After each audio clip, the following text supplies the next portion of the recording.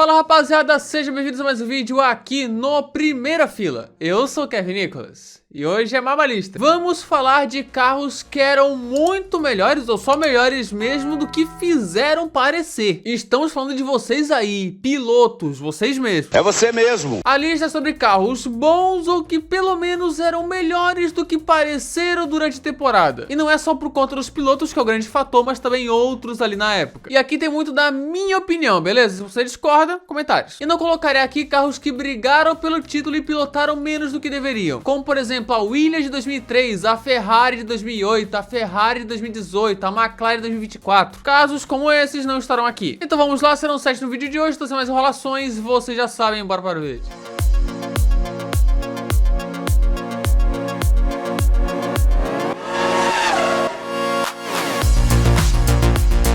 Vamos começar o vídeo falando sobre Jean-Lézy e Gerhard Berger, que assim, dava para escolher dois. Como? A Ferrari de 95 e a Benetton de 96. E no fim eu escolhi a Benetton porque eu acho que foi um caso mais claro de underdriving. A Benetton no ano anterior, mesmo não sendo talvez o carro mais rápido, foi campeã de construtores e o Schumacher trucidou a concorrência naquela temporada, foi um grande ano. E aí vem 96, Schumacher vaza para a Ferrari e vem para a Benetton a dupla da Ferrari, a Lézy e Berger. E assim, esses dois, o Alesi até fez o bom ano com 8 pódios, P4 no campeonato só atrás das Williams e do Schumacher, mas o Berger, por exemplo, pegou só 2 pódios e fez uma temporada abaixo. Só que esse carro era capaz de vencer pelo menos uma corrida.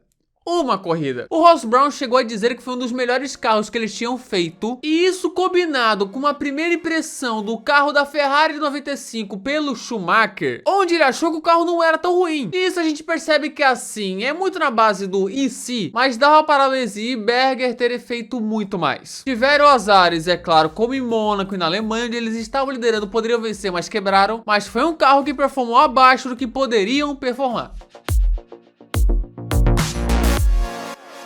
Eu já falei desse carro aqui no canal no vídeo de ilusões de pré-temporada, vai estar aparecendo aqui no card. Erros de 2000, um carro que na pré-temporada assombrou, fizeram tempos muito rápidos, um claro fogo de palha para conseguir patrocinador e conseguiram, mas assim, chegou na temporada e fizeram uma temporada ok. 7 pontos, P7 no campeonato, outro sistema de pontuação, porém poderiam ter feito mais. Por quê? Porque a dupla era Pedro Della Rosa e Jos Verstappen. Como que confia nessa dupla? Para se ter uma ideia, metade dos abandonos deles naquela temporada foi por acidente, colisão, culpa deles ou não. Foram somente 7 pontos conquistados, 4 vezes pontuando, e a melhor posição será uma P4 do Verstappen numa corrida caótica em Monza. Agora imagina se eles tivessem uma dupla melhor de pilotos naquela que é talvez a melhor temporada da Arrows desde 88. Com um carro que não era de ponta, é claro, né? Era no máximo meio de pelotão, mas que poderia ter conseguido melhores resultados.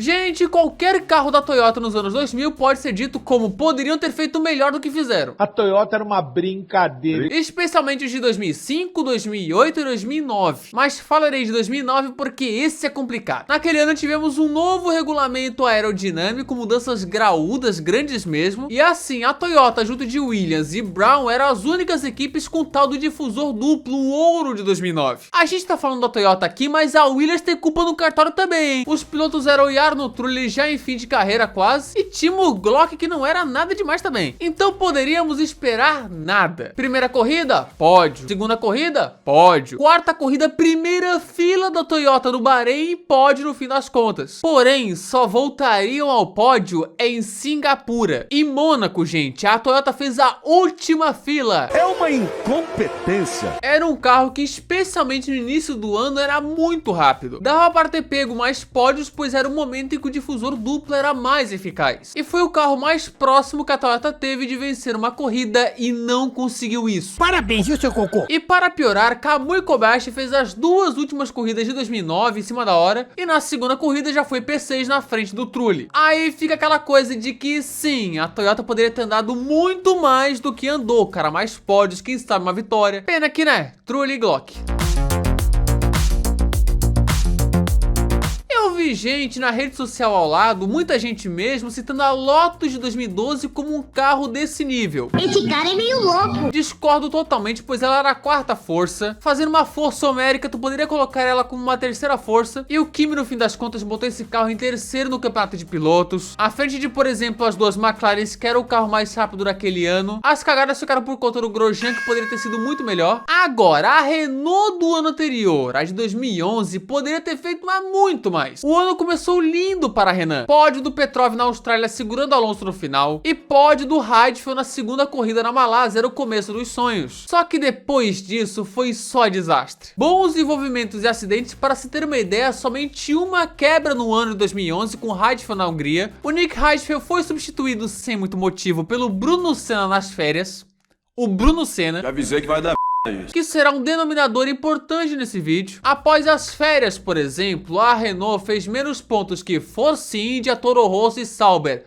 Como? E no fim das contas terminaram o ano somente 4 pontos à frente da Force India em quinto, sendo que tinha um carro consideravelmente melhor. Tanto que eles não botaram fé em 2012 e fizeram aquele contrato maluco para o Kimi Raikkonen e o resto é história. Gente, na minha opinião, não tem discussão, esse é o carro mais mal aproveitado da história, a Williams de 2012. Vergonha! Vergonha! Vergonha! Temporada de 2012, a Williams tinha como dupla Pastor Maldonado e Bruno Senna. Olha ele aqui de novo. E assim, o Maldonado nessa temporada ganhou a fama de um cara muito rápido. Ele era até rápido, mas não era tanto. Pois ele em qualis foi pole em Barcelona, terceiro em Valência, segundo em Singapura, terceiro em Abu Dhabi. Só que depois a gente viu o Maldonado perder para um Bottas novato e tomar couro do Grosjean por 2 anos seguidos na Lotus. Aí fica complicado. Foi confirmada a fraude! Fora as inúmeras punições, confusões e batidas do Maldonado. E o outro piloto era o Bruno Senna, que era até decente nas corridas, mas era terrível em qualis com somente um Q3 realizado no ano. Dessa forma, a Williams, que tinha um carro bom, aquela Williams era um carro bom, não era melhor que as 4 primeiras do grid, mas era para ter uma performance parecida com a Sauber daquele ano. E ela fez 76 pontos, que pode parecer bastante, mas a Williams ficou atrás de Sauber e Force India, somente à frente da Toro Rosso. O único pódio foi naquela vitória do Maldonado lá. Então fica aquela impressão de que, por exemplo, se o Rubinho tivesse ainda em 2012, eles poderiam alcançar mais coisas. Uma pena, gente, porque poderia ter sido um baita ano para a Williams. Você pode estranhar, Kevin, foi a melhor temporada da história da Haas, como que foi abaixo? Você é burro, cara. Eu fiquei entre duas aqui que são esses exemplos, cara, 2018 e 2022. E acho que 2018 o carro era melhor e poderiam entregar mais. Então, gente, o carro era bom, até polêmico, podemos dizer. Mas os pilotos eram Magnussen e Grosjean. Aí já viu, né? Já viu, né? Já começa que a própria Haas lascou algumas corridas, como por exemplo na Austrália com os pitstops desastrosos que tiraram uma P4 e uma P5. E aí temos o Grosjean fazendo várias trapalhadas, como em Baku e em Barcelona. E mesmo com bons resultados durante o ano, especialmente bons qualis, era normal as Haas irem com os 2 carros para o Q3. Ela foi somente a 5ª no campeonato no ano que poderia ser mais. E essa P5 só foi possível pois a Force India foi vendida no meio do ano. Óbvio que a Haas não tinha cacife para ter pilotos melhores do que eles, mas se tivesse, não é nem o Verstappen, cara, pilotos melhores poderiam ter feito muito mais com esse bom carro da Haas. Para finalizar a lista, bora falar da Racing Point de 2020, que é um carro polêmico demais. Polêmica. Já começa que essa é a famosa Mercedes rosa, o plágio lá, o carro idêntico. E depois gerou uma punição de 15 pontos para a Racing Point, que viria a perder a P3 nos construtores para a McLaren por 7 pontos devido a isso. E sendo justos, o Pérez fez uma boa temporada que o levou para a Red Bull em 2021. Foi 4º no campeonato, só atrás das Mercedes e do Verstappen. Teve vitória em Sakir, boas apresentações.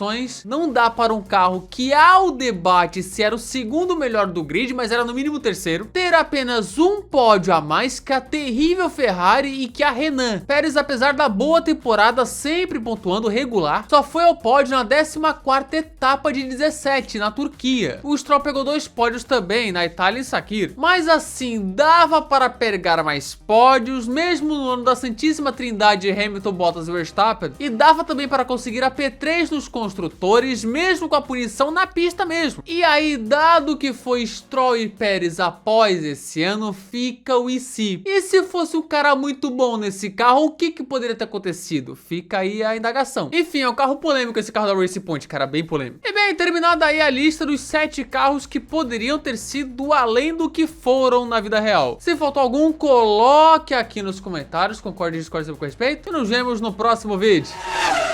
Tá aí, gente, se você gostou desse vídeo, se inscreva aqui no canal, ative as notificações, clique no gostei e espalhe esse vídeo com a galera, cara, que ajuda demais a gente também. Descrição tem o nosso Discord, tem o meu Instagram, nosso Instagram, né, porque é a primeira fila F1, e aí o meu Twitter, que é KFNicolasF1, porque é pessoal, tá na descrição, tá? Membros, aqui estão eles, os membros estão aparecendo aqui, ó, aqui estão eles. Se quiser virar, cara, um membro, sinta-se à vontade, tá? Assim, é opcional. Se quiser virar, bacana. Se não quiser, pode ficar tranquilo, tá? Eu não preciso e por aí vai. É só pra quem quiser contribuir e por aí vai, tá? Então tá aqui na descrição. Descrição não. Aqui o botãozinho seja membro aqui embaixo, tá? Para quem quiser, enfim, virar membro.